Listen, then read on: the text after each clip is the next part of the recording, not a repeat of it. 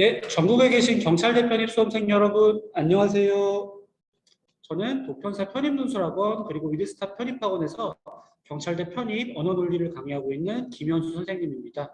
이번 시간에는 제가 여러분들을 위해서 경찰대 언어 논리 시범 강의 두 번째 버전을 준비해봤습니다. 제가 이미 유튜브에 시범 강의 첫 번째 버전을 업로드를 해가지고 많은 수험생분들이 언어 논리 공부에 많은 도움이 되었다는 피드백을 받을 수가 있었는데요. 이번에는 조금 더 다른 유형의 언어 논리 문제에 대해서 제가 시범 강의를 촬영해 보도록 하겠습니다. 그래서 이번 시범 강의는 여기 나와 있다시피 2020년도 PSAT, 그러니까 이제 5급 공채죠. 5급 공채 언어 논리 기출 문제입니다. 그래서 이 문제가 있는데 시범 강의를 듣기 전에 반드시 이 문제를 먼저 풀어보시고, 혹은 이제 인터넷에 이 문제를 검색하셔도 그 인사혁신처에 바로 5급 공채 기출 문제가 공개가 되어 있거든요. 그래서 반드시 문제를 미리 풀어보신 다음에 제 해설 강의를 들으셔야 이제 여러분들이 학습 효과를 얻으실 수가 있습니다. 네. 네, 그러면 저는 여러분들이 이 문제를 이미 다 푸셨다는 전제하에 이 문제를 한번 해설해 보도록 할 건데요. 이 문제는 일단은 지난 시간에 봤던 언어 논리 1번 문제에 비해서 제시문 양이 훨씬 길죠. 그래서 흔히들 이거를 뭐라고 하냐면 독해형 문제라고 그래요.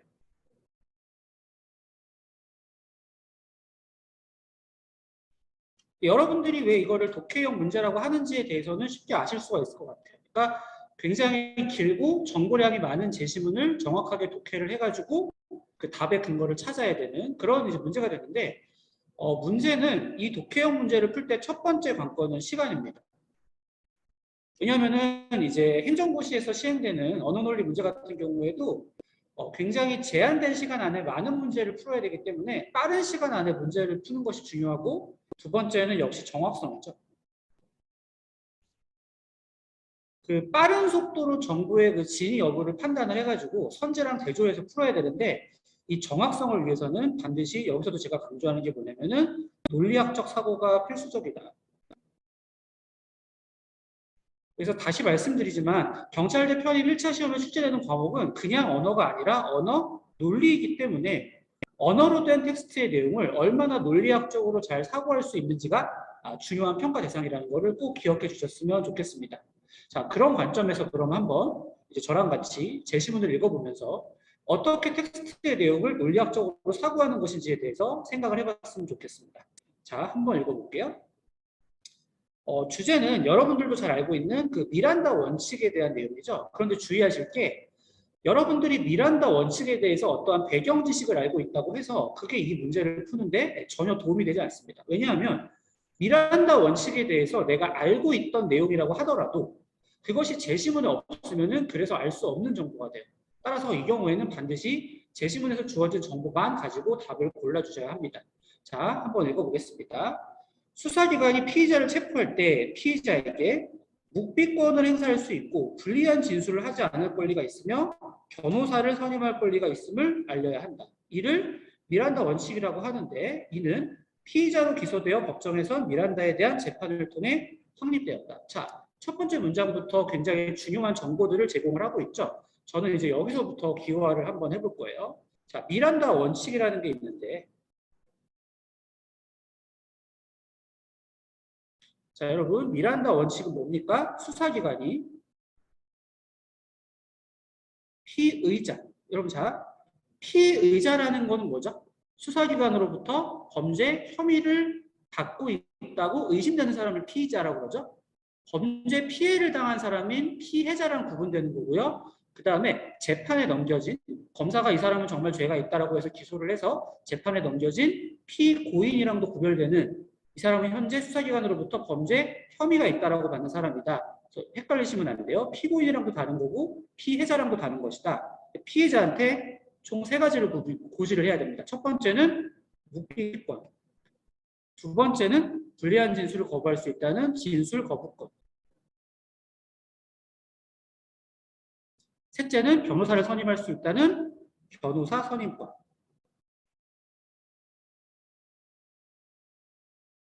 이 원칙이 미란다에 대한 재판을 통해서 확립되었다는 거예요. 다시 제시문으로 와서, 미란다의 변호인은 이렇게 주장했습니다. 경찰관이 미란다에게 본인의 진술이 법정에서 불리하게 쓰인다는 사실과 변호인을 선임할 권리가 있다는 사실을 말해주지 않았으므로 미란다의 자백은 공정하지 않고 따라서 미란다의 자백을 재판 증거로 삼을 수 없다라고 주장을 했는데 여기서 주의할 점. 미란다의 변호인이 미란다가 무죄라고 주장했나요? 그렇지 않아요. 뭐라고 주장한 거죠? 미란다의 자백에 증거 능력이 없다라는 걸 주장한 겁니다. 그럼 질문. 미란다의 자백이 증거 능력이 없다 하더라도 미란다의 유죄를 뒷받침할 수 있는 다른 물적 증거들이 있다면 미란다는 유죄 판결을 받을 수도 있는 거예요. 그러니까 변호인의 주장은 여기서 나타난 것은 미란다가 무죄라는 것이 아니라 미란다의 자백에 증거 능력이 없다라는 형식적 절차에 대한 주장을 하는 거예요. 아시겠죠? 변호인의 주장 정리를 해보면 미란다 원칙을 고지하지 않았으면, 자, 제가 이제 낫에 대해서 쓸 때 흔히 낫에 대해서 뒤에 X자를 치기도 하고 앞에 물결 표시를 치기도 하는데 둘 다 낫을 기호하는 방법인데 저는 앞에 이렇게 물결 표시를 쳐서 기호하는 거를 더 추천을 드려요. 왜 그러냐면 그렇게 기호화해야 명제의 대우를 취하기가 더 쉬워요. 무슨 말이냐? 자, 미란다 원칙을 하지 않았기 때문에 뭐가 없다? 자, 자백의 증거 능력이 없다라고 주장을 했어요. 이것도 앞에다가 제가 물결 표시를 했죠. 자, 그럼 질문. 여러분, 우리가 이거는 고등학교 시간에 배운 매우 중요한 논리학적 기초인데 명제가 참이면 명제에 뭐가 참이 되죠? 명제가 참이라고 명제에 여기 참이 되진 않아요. 그런데 명제에 대우가 참이 되죠. 대우는 뭐예요? 전권과 후권을 뒤집은 다음에 그 부정을 취하는 거죠. 그러면은 이거는 뭐랑 동치냐면 자백의 증거 능력이 있다는 것은 무엇을 고지했다는 것이다? 미란다 원칙을 고지했다는 것이다와 동치 명제가 됩니다.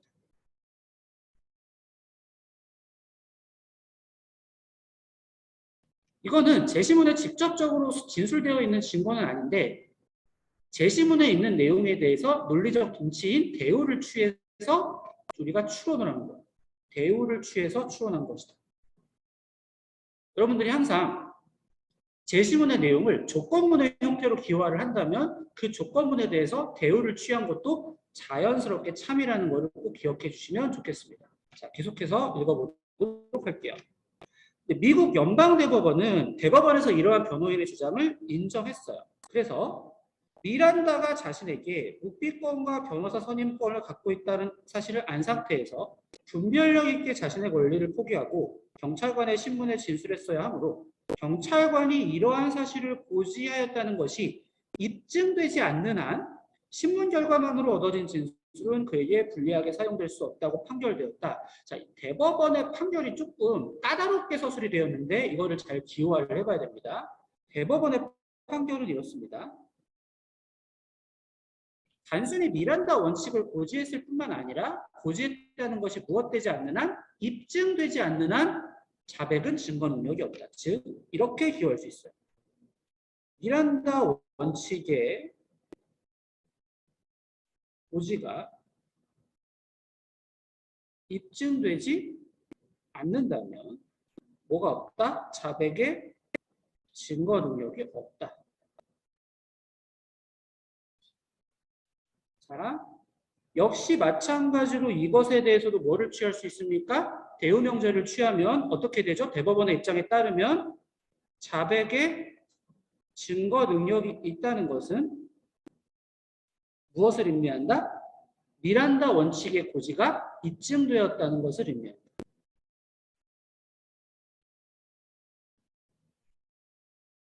이렇게 됩니다. 이렇게 대우명제를 취해서 비교를 해보면요. 대법원은 변호인의 주장보다도 이 자백의 증거 능력에 대해서 한층 더 엄격한 입장을 취한다고 볼 수 있어요. 고지했다는 것이 입증되어야 자백의 증거 능력이 있다. 이렇게. 자백의 증거 능력이 있는 경우는 수사기관이 피해자에게 미란다 원칙을 고지했다는 것이 입증된 경우에 한한다. 이렇게 됩니다. 자, 여기까지가 미란다 판결 이후에, 미란다 판결 당시의 상황에 대한 얘기고 그 다음 문단은 미란다 판결 이전에는 그럼 어땠는지에 대한 설명이 나와 있으니까 제가 편의상 여기서 줄을 한번 긋고 다음 파트로 넘어가도록 할게요. 자, 미란다 판결 전에는 전체적인 신문 상황에서 피의자가 임의적으로 진술했다는 점이 인정되면, 즉 뭐가 지켜지면 임의성의 원칙이 지켜지면 재판 증거로 사용되었다. 이때 수사기관이 피의자에게 헌법상 권리, 이게 뭐죠? 헌법상 권리가 바로 미란다 원칙을 말하는 거죠. 이것을 알려주었는지 여부는 문제가 안 됐대요. 자, 그러면 판결 전의 상황에 대해서 정리를 해볼까요? 판결 전에는 뭐가 있으면 증거 능력이 있다? 임의성의 원칙이 있으면 자백의 증거 능력이 있다. 이렇게 볼 수 있죠.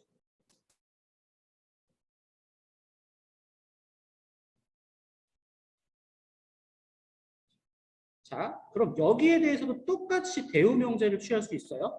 자백의 증거 능력이 없는 경우는 어떤 경우다? 임의성의 원칙이 지켜지지 않는 경우다.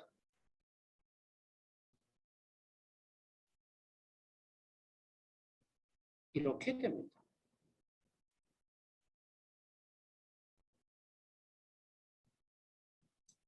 보시면 제가 제시문의 내용을 전부 다 조건문의 형태로 기호한 다음에 일일이 거기에 대해서 뭐를 추론하고 있어요? 대우 명제를 추론을 하고 있어요. 왜요?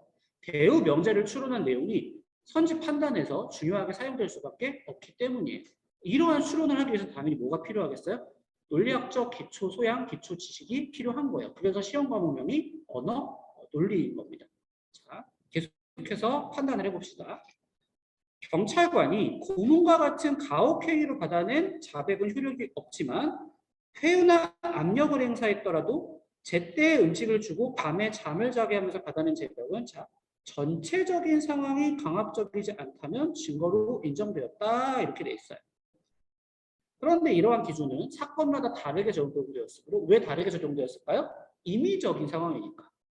수사기관으로 하여금 강압적인 분위기를 조성하도록 의도했으므로 구금되어 조사받는 상황에서의 잠재적 위협으로부터 피의자를 보호해야 할 수단이 필요했대요. 자, 이 부분을 정리해 볼게요. 자, 뭐가 있으면, 가혹행위가 있으면 뭐가 없대요? 자백의 증거 능력이 없대요.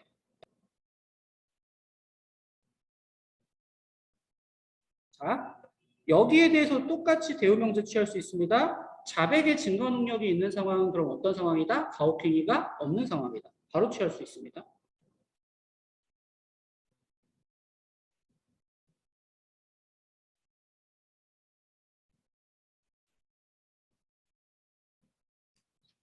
그럼 어떻게도 볼 수 있냐면 가혹행위가 있는 상황은요. 임의성의 원칙이 깨진 상황으로도 볼 수 있다. 이렇게 생각할 수 있죠.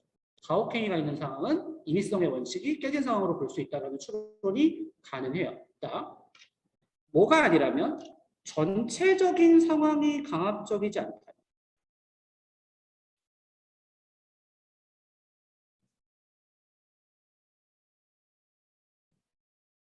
전체적인 상황이 강압적이지 않다면 뭐가 있다? 일부 상황이 전체적인 상황이 강압적이라면 자백의 증거 능력이 있다.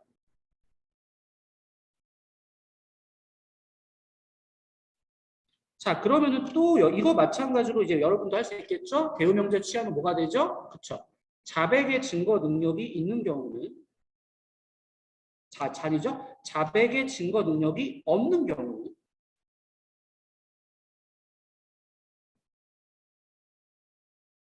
어떤 상황이다?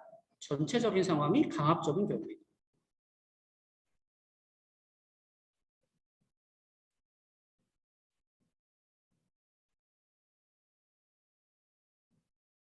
자, 그럼 또 어떻게 볼 수 있는 거예요? 전체적인 상황이 강압적인 경우도 뭘로 볼 수 있다? 임의성의 원칙이 깨진 상황으로 볼 수 있다. 이렇게 지금 연쇄적으로 추론이 여러분 되고 있습니까? 이러한 추론을 잘해야지 여러분들이 어려운 선지 그리고 함정 선지가 나왔을 때 판단을 하실 수가 있는 거예요. 자, 근데 여러분 여기서 잘 생각을 해보시게 되냐면 전체적인 상황이라는 말이 나왔어요. 전체적인 상황.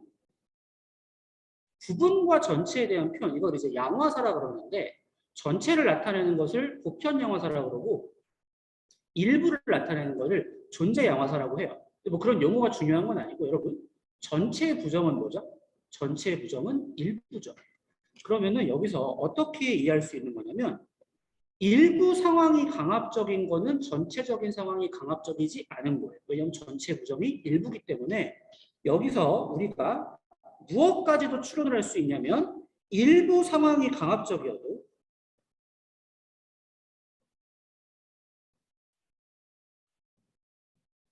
자백의 증거 능력이 있다라는 것까지도 추론할 수가 있습니다.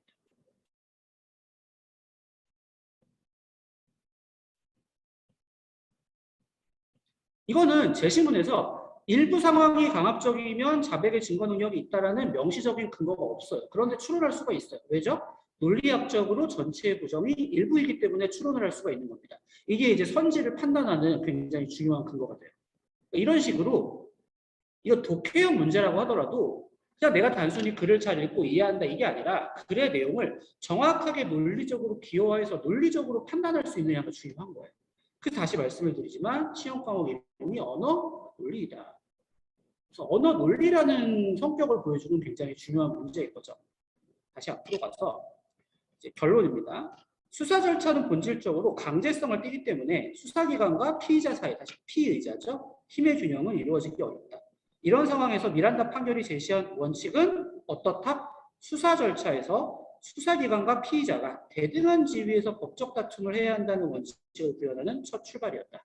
그러니까 피해자의 그 자백의 증거 능력을 굉장히 엄격하게 제한함으로써 수사기관의 어떻게 보면은 권력을 제한을 해서 피의자 수사기관을 동등한 지위로 만들려고 하는 출발점이라는 거죠. 그래서 기존의 수사 관행을 전면적으로 부정하는 미란다 판결은 자백의 증거 능력에 대해 무엇을 임의성의 원칙을 버리고 절차의 적법성, 여기서 말한 절차의 적법성은 미란다 원칙을 고지했다는 것이 입증되었느냐를 채택하여 수사 절차를 피의자의 권리를 보호하는 방향으로 전환하는 데 크게 기여했다. 그래서 마지막 문단의 내용을 정리하면 무엇보다 무엇을 임의성의 원칙보다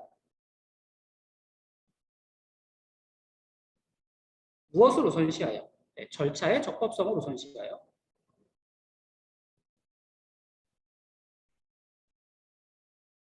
무엇에 크게 기여했다? 피해자가 아니라 피의자의 권리고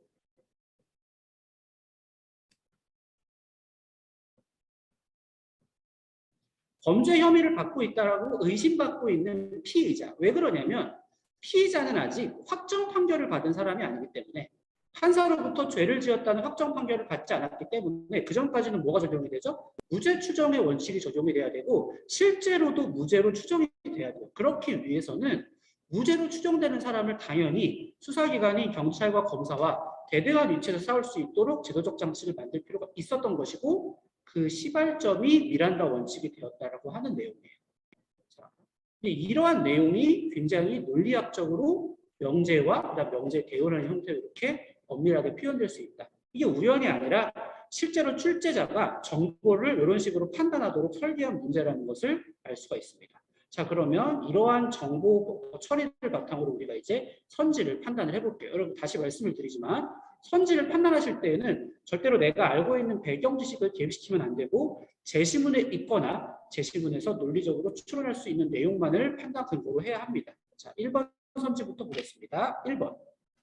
미란다 원칙을 확립한 재판에서 미란다는 무죄 판정을 받았다. 자, 여러분 실제 역사적으로 미란다는 무죄 판정을 받았다고 해요. 그러나 그게 중요한 게 아니라 제시문에서는 알 수 없는 정보죠.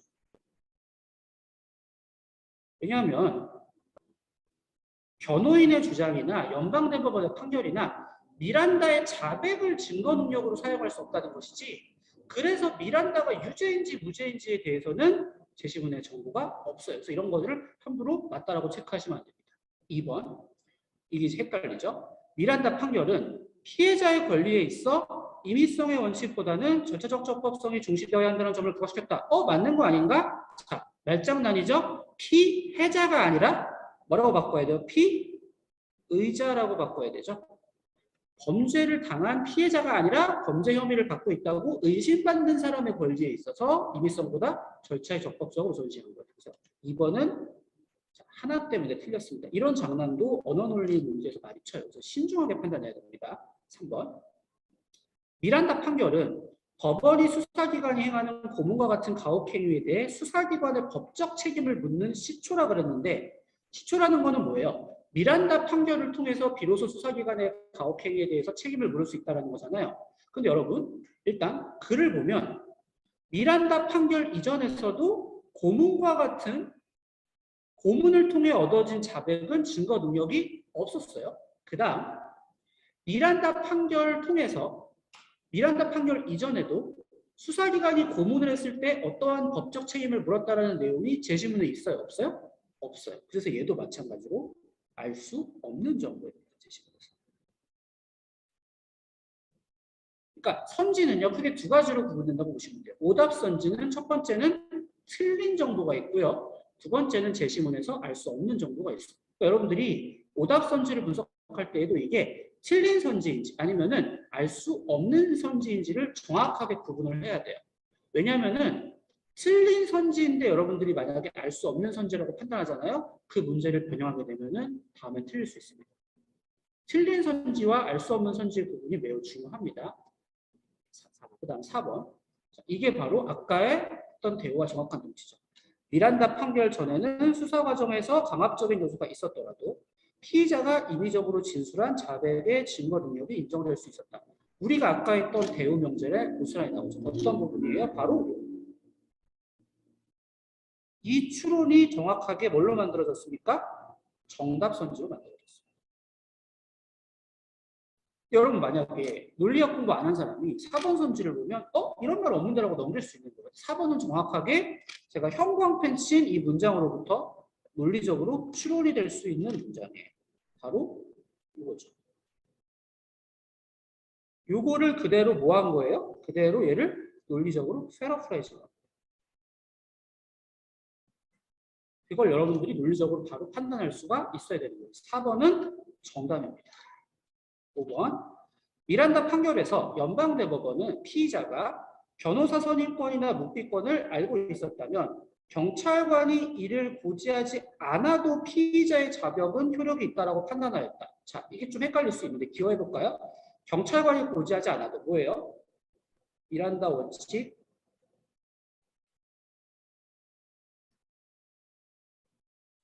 자백의 효력이 있다는 것은 자백의 증거 능력. 근데 여러분 이럴 수 있나요? 아까 우리가 추론한 걸로 돌아가서 판단을 해볼게요. 자백의 증거 능력이 있는 경우에는 반드시 뭐가 입증돼야 돼요? 고지했을 뿐만 아니라 고지했다는 것이 입증이 돼야 돼요.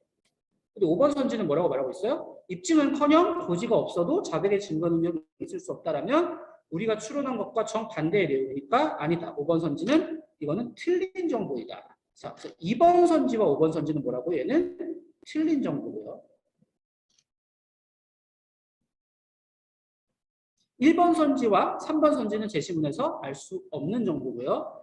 제시문의 내용을 올바르게 추론한 선지는 몇 번? 4번 선지라는 것을 알 수가 있겠습니다. 정답은 4번입니다. 자, 여러분, 이 한 문제를 푸는 데 있어서 정답을 맞췄는지 안 맞췄는지는 중요하지 않아요. 중요한 거는 뭐죠? 아까 제가 보여드렸던 것처럼 이렇게 많은 정보량을 철저하게 논리적으로 판단해서 기여할 수 있는지가 중요한 거고, 언어 논리 공부를 한다는 것은 이러한 논리적 판단 능력, 그리고 논리적인 기여와 능력, 추론 능력을 훈련한다는 것이다. 그것을 부단히 훈련을 해야 이렇게 정보량이 많은 독해형 문제에 대해서 빠르게 정확하게 풀어낼 수 있다라고 말씀을 드리도록 하겠습니다. 네, 그래서 이번 시간에는 제가 경찰대 편입 언어 논리 두 번째 독해형 문제에 대한 시범 강의로 인사를 드렸고요.